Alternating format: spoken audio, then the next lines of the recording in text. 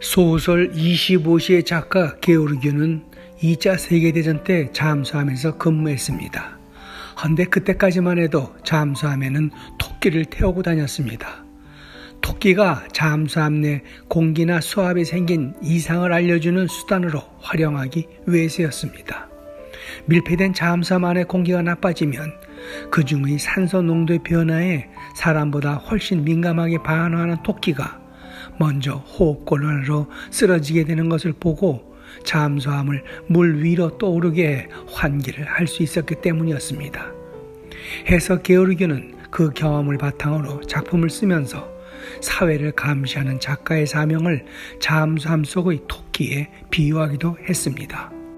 마찬가지로 19세기 유럽의 광부들은 탄광 안에 들어갈 때 카나리아를 3장에 넣어 데려갔습니다.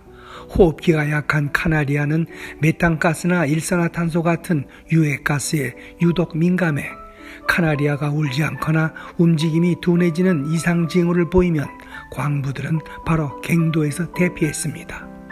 이 역시 잠수함 속 토끼처럼 인간이 알아채지 못하는 위험 징후를 미리 감지하고 경고하는 역할을 한 것입니다. 토끼나 카나리아가 생명의 위험을 미리 알려주는 일종의 비상 신호였던 셈입니다.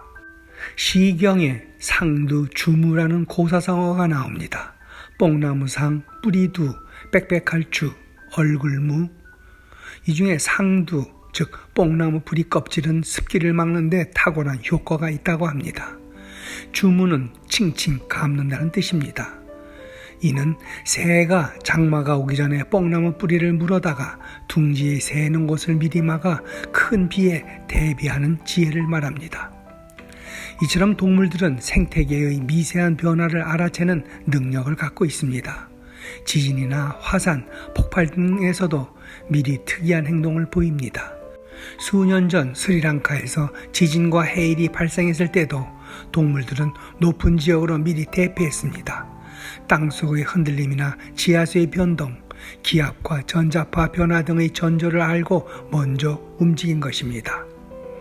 허나 인간은 과거부터 홍수와 가뭄, 태풍 등 자연재해를 겪어왔으며 큰 피해를 입고 난 뒤에야 비로소 미리 대비하지 못한 것을 후회했던 경험이 너무나도 많습니다. 최근에 전 세계적으로 가장 큰 이슈 중 하나가 이상기후의 발생으로 인한 각종 재난 재해입니다. 홍수, 폭염, 가뭄, 산불 등입니다. 미국은 지금 폭염이 기승을 부리고 있고 한국은 물난리로 큰 고통을 겪고 있습니다. 세계가 다 마찬가지입니다.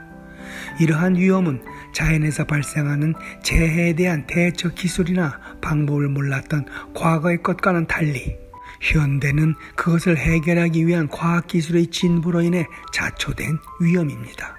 다시 말해 무지에서 겪었던 것이 아닌 더 잘 살고자 하는 과잉 욕구에서 기인한 것으로 보입니다.